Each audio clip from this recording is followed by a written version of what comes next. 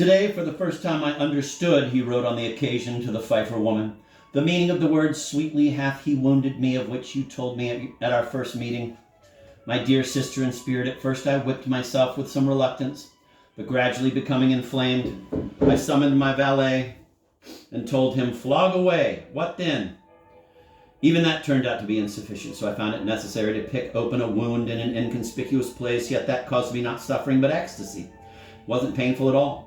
This astonished me so much that I'm still asking myself, come now, is this suffering? Does it not conceal some form of fleshly pleasure and self-indulgence? I await your arrival, my dear sister in spirit, in order to resolve this question by considering it conjointly. It may seem strange that Melancholy, from being one of the most frivolous worshippers of Mammon, so quickly turned into an ascetic. To this I can say one thing. Whoever does not believe in magic transformation should not read the Chronicles of Foolsburg. One can find in them even more such miracles than necessary. Thus, for instance, one superior spat in his subordinate's eyes, and the subordinate began to see clearly. This is corroborated by the fact that flogging has been regarded ever since as the best method of collecting arrears. Another superior began to flog a man for non-payment of taxes, pursuing on this occasion only an educational goal, and quite unexpectedly discovered that there was a treasure hidden in the backside of the flogged man. If such outlandish facts do not arouse mistrust in anyone, should we be astonished by such an ordinary transformation as the one that took place in Melancholy? But on the other hand, this same fact could be explained in another more natural way. There are indications which make us think that Melancholy's asceticism was not as strict as it would appear at first sight. We already saw that his so-called chains were nothing but suspenders. We see from the further clarifications of the chronicler that Melancholy very much exaggerated his other feats and that they were considerably spiced by spiritual love. The whip with which he flogged himself was made of velvet. It is still preserved in the Foolsburg archive. His fasting consisted in adding to his other dishes the fish turbot, which he ordered from Paris at the expense of the townsfolk. Is it surprising that flogging drove him into ecstasy and the very wounds seemed delightful? Meanwhile, the bell continued the call to prayer at the appointed time, and the number of the faithful increased every day. First only policemen came, then, watching them, others began to come. Melancholy, for his part, set an example of true piety by spitting at the temple of Perun each time he passed by it. Perhaps the whole matter would have resolved itself peacefully if this had not been prevented by the plottings of some ambitious troublemakers, who already at that time were known under the name of the extremists. At the head of the party stood the same Anisyushka and Paramosha, who were the leaders of a whole crowd of beggars and cripples. For the beggars, the only source of subsistence was begging for alms at church porches.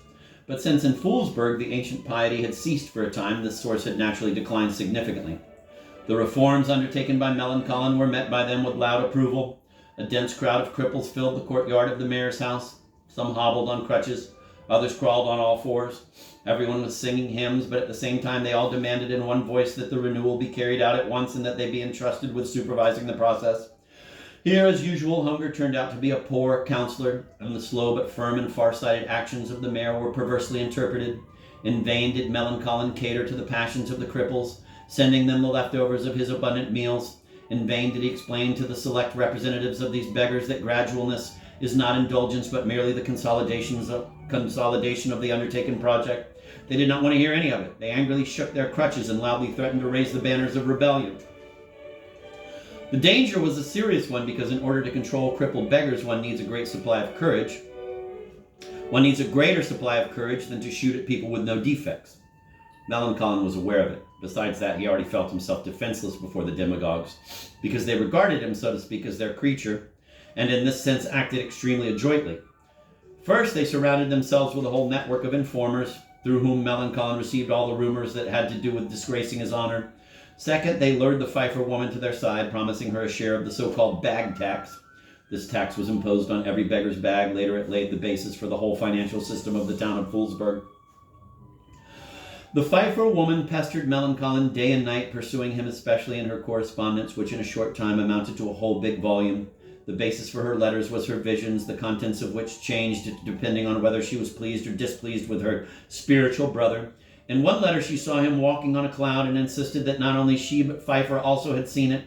In another she observed him in fiery Gehenna, in the company of devils of all possible denominations. In one of her letters she develops the notion that in general mayors have the right to unconditional bliss in the afterlife. for the sole reason that they are mayors. In another, she maintains that mayors should pay particular attention to their behavior, because in the afterlife they are subject to 2 or 3 times as much torture as others, the same as popes or princes.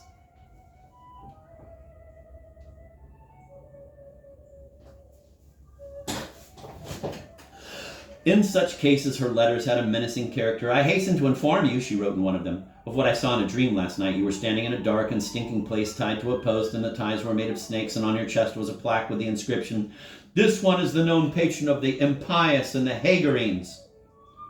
And the demons gathered around are rejoicing, and the righteous standing at a distance and looking at us shed tears. Kindly consider for yourself whether there is in it some portent that is not quite beneficial for you." Reading these letters, Melanchthon became extraordinarily troubled. On the one hand, there was his natural inclination toward apathy, on the other, the fear of devils. It all produced an unprecedented turmoil in his head, a tangle of the most contradictory suggestions and schemes. One thing seemed clear: his own well-being would be secured only when all the Foolsburgers to a man started going to the all-night vigils, and when Paramosha was named the inspector and auditor of all the schools in Foolsburg. This last condition was particularly important, and the beggars set it forth very insistently. Moral corruption reached such a point that the Foolsburgers ventured to probe the mystery of the structure of the universe and openly applauded the teacher of calligraphy who, overstepping the bounds of his profession, preached from the podium that the world could not have been created in 6 days. The beggars reasoned very judiciously that if this opinion became firmly established, then along with that, generally the whole worldview of Foolsburg would collapse. All the parts of this worldview were so closely interconnected that it was impossible to dislodge one without destroying the rest.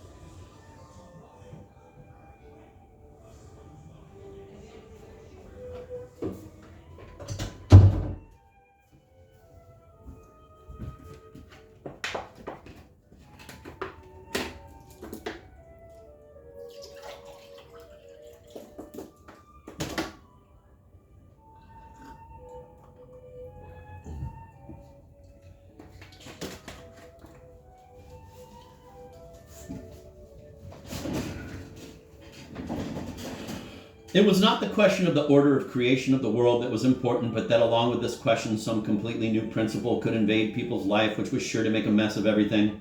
All the travelers of the time unanimously testify that the life of the Foolsburgers struck them by its integrity, and they rightly ascribe this to the happy absence of the spirit of inquiry.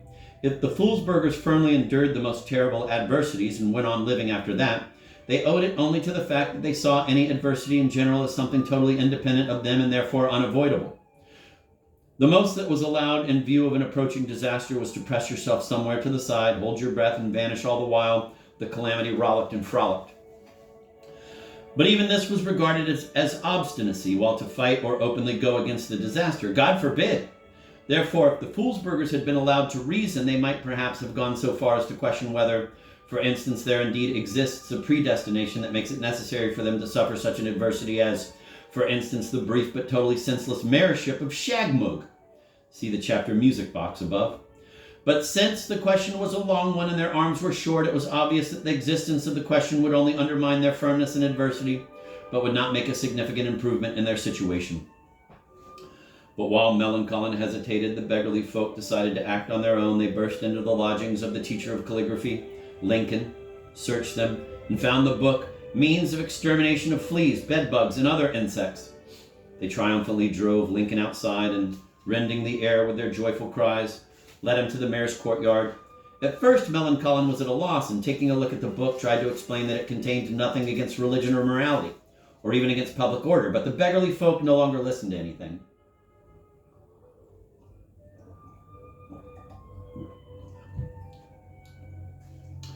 "You haven't read it right," they shouted brazenly at the mayor, and raised such a tumult that Melanchthon became frightened and decided that good sense dictated yielding to the demands of public opinion. "Did you write this malignant book yourself? And if not, who is the indubitable thief and veritable robber who performed this villainy? And how did you make his acquaintance? And is it from him that you obtained this wretched book? And if from him, then why did you not inform the right persons about it, but instead, forgetting all shame, connive in his profligacy and imitate it? Thus Melanchthon began his interrogation of Lincoln.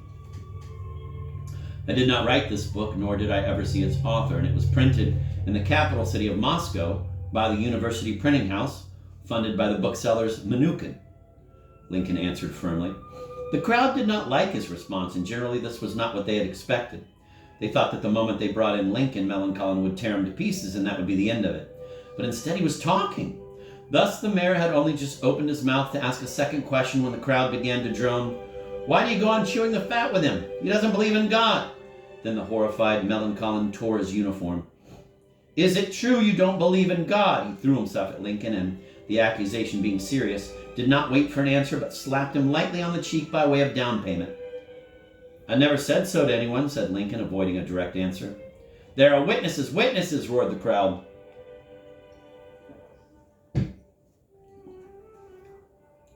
Two witnesses stepped forward, the retired soldier, Karapuzov, and the blind beggar woman, Mayanushka, and each of those witnesses received 5 kopecks in silver for their false evidence, says the chronicler, who on this occasion clearly takes the side of the downtrodden Lincoln. The other day, I don't remember exactly when, said the witness Karapuzov, I was sitting in a pot house drinking vodka, and not far from me sat this same teacher also drinking vodka. And having drunk a good dose of vodka, he said, all of us, men and dumb brutes, we're all the same. We'll all die and go to the devil's dam. But when Lincoln tried to begin, wait, don't open your maw. Let the witness speak first, the crowd yelled at him.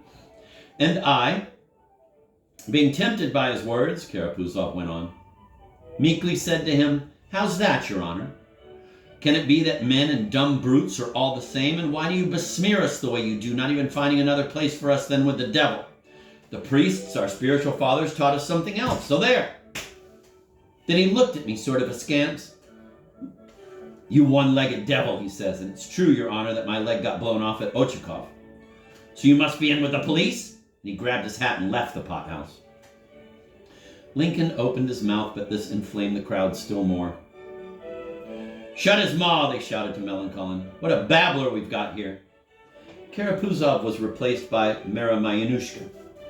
The other day I was sitting in a pothouse, she testified, and I felt sick at heart, poor blind woman that I am, so I sit and think, how much prouder people have grown nowadays compared to the old times. They've forgotten God, eat meat on fasting days, don't give alms, look. Pretty soon they'll start looking straight at the sun, really. So then this fine fellow comes up to me. You're blind, Granny? He says. I am, Your Honor, I say. And how come you're blind? He says. It was God's will, Your Honor. God, nothing. It must have been smallpox. That's him still talking. And who sends smallpox? I say, oh yeah, God's will, my foot. You poke around in dampness and foulness all your life, and it's God's fault? Mayanushka stopped and burst into tears.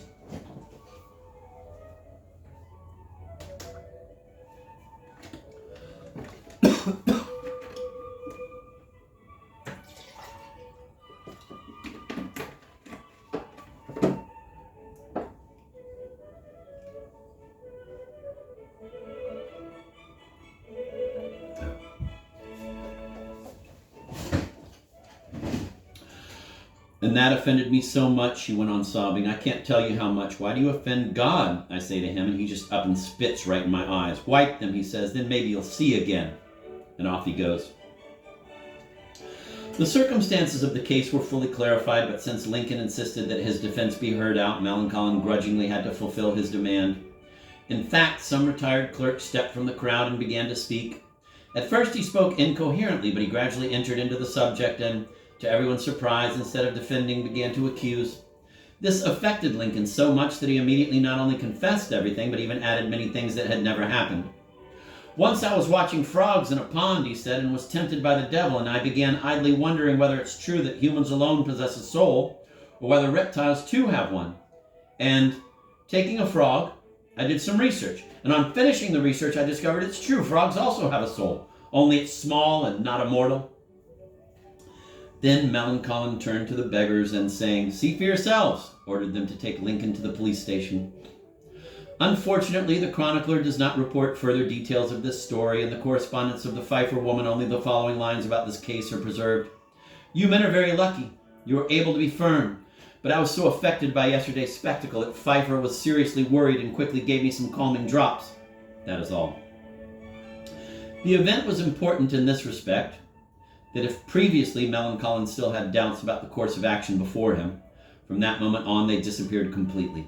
In the evening of that same day he appointed Peramosha inspector of the Foolsburg schools, and to another holy fool, Yashinka, he offered the chair of philosophy, which had been created for him on purpose in the local high school. He himself began assiduously to write the treatise, quote, on the ecstasies of a pious soul, end of quote. In a very short time, the physiognomy of the town changed beyond recognition. Instead of the former reveling and dancing, there was a sepulchral silence interrupted only by bells ringing in every manner. All at once and singly and in a carillon, the pagan temples became empty, the idols were drowned in the river, and the arena where Mademoiselle Gendon had given performances was burned down. After that, all the streets were filled with the smoke of myrrh and incense, and only then was there hope that the power of the enemy had finally been put to shame. But that did not add any corn to the fields, for from happily riotous idleness the Foolsburgers went over to gloomy idleness. In vain did they raise their hands to heaven, in vain did they impose prostrations on themselves, make vows, keep fasts, hold processions. God did not heed their prayers. Someone tried to drop a hint like it or not, we'll have to go and plow the fields. But they almost stoned the brazen fellow, and in response to his suggestion, tripled their zeal.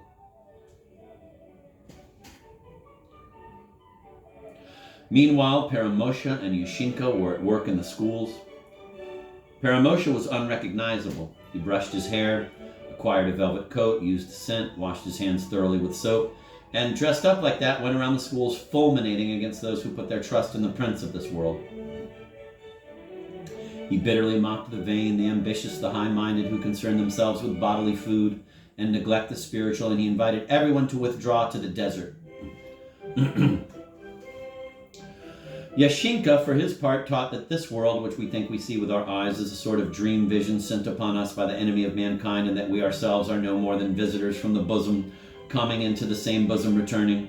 In his opinion, human souls, like spiritual grain, are kept in a certain granary, and from there descend into the world as needed, so as to quickly see this dream vision and shortly afterwards fly up swiftly to this longed-for granary. The essential conclusions of this teaching were the following. 1, there is no need to work. 2, there is still less need to foresee, be concerned, and take care. And 3, there is a need to hope and to contemplate, nothing more. Peramosha even taught how to contemplate. For this, he said, withdraw to the farthest corner of the room, sit down, cross your arms on your chest, and fix your gaze on your navel.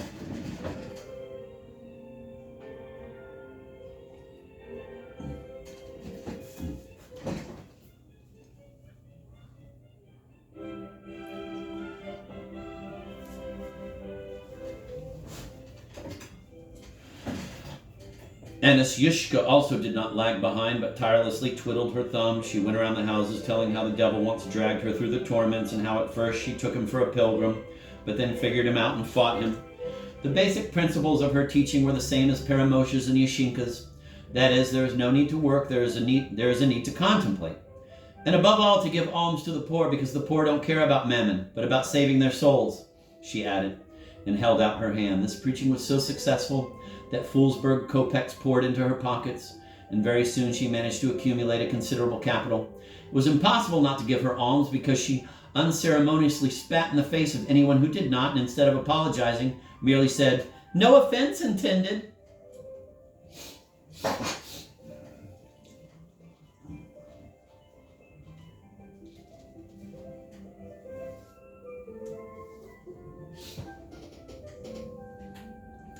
But even this austere atmosphere no longer satisfied the representatives of the local intelligentsia. It satisfied them only externally, but did not provide any real sting. Of course, they did not say so publicly, and they even followed with precision the ritualistic side of life, but those were the externals. Those were the externals they used to flatter the passions of the people. Walking the streets with their eyes lowered, reverently approaching church porches, they seemed to be saying to the muzhiks, "See, we don't scorn to keep your company." But in fact, their thoughts wandered far away. Spoiled by the recent bacchanalia of polytheism and satiated by the spices of civilization, they were not content with simple faith, but sought some ravishments.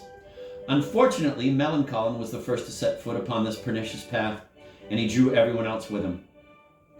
Having noticed at the exit from town a decrepit building where military veterans once were stationed, he arranged nightly gatherings in it where all the so-called beau monde of Foolsburg assembled. They began by reading the critical articles of Mr. N. Strakoff, but since the articles were stupid, they would quickly pass on to other occupations. The chairman rose and began to twist about. Others followed his example. Then, little by little, everyone began to leap, spin, sing, and shout, and continued in this frenzy until they fell down in total exhaustion. This moment proper was called a ravishment. Could such a way of life continue? And for how long? It is quite difficult to give a clear answer to this question.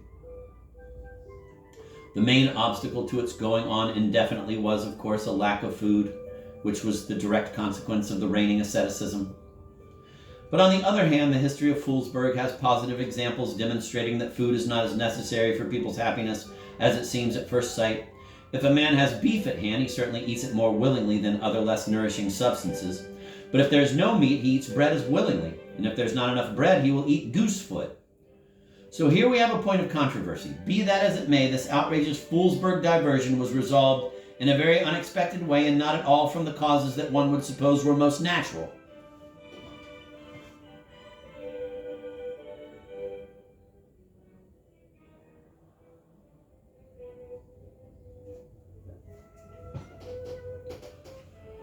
The thing was that there lived in Foolsburg a certain staff officer with no special occupation who was accidentally slighted. Namely, still in the times of polytheism, at Melancholy's birthday party, all the best guests were served fish soup with sterlet, while the staff officer, unbeknownst to the host of course, got soup with perch. The guest swallowed the insult, quote, though the spoon in his hand trembled, end of quote, says the chronicler. But in his soul he vowed revenge. Disputes began. Initially the struggle was low-key, but the longer it went on, the more it flared up. The question of the fish soup was forgotten and replaced by other questions of a political and theological sort, so that when, out of politeness, the staff officer was invited to take part in the ravishments, he flatly refused. And this staff officer was an informer. Although he was not personally present at the gatherings, he kept a close eye on everything that was happening there. The leaping, the spinning, the reading of Strakov's articles, nothing escaped his grasp. But neither by word nor by deed did he express either disapproval or approval of all these actions, but waited coolly until the abscess ripened. And then this desired moment finally came. A copy of Melancholy's book, On the Ravishments of a Pious Soul, fell into his hands. One night, the Foolsburg ladies and gentlemen gathered as usual in the former house of the military veterans. The reading of Strakov's articles was already over, and the guests were beginning to quake slightly. Melancholy, as chairman of the gathering, had just begun to squat and generally perform the preliminary movements of the soul's ravishments, when noise came from outside. Terrified, the sectarians rushed for all the exits, forgetting even to put out the lights and remove material evidence. But it was too late. At the main exit stood sullen Grumble, his mesmerizing gaze fixed on the crowd. What a gaze it was! Oh Lord, what a gaze!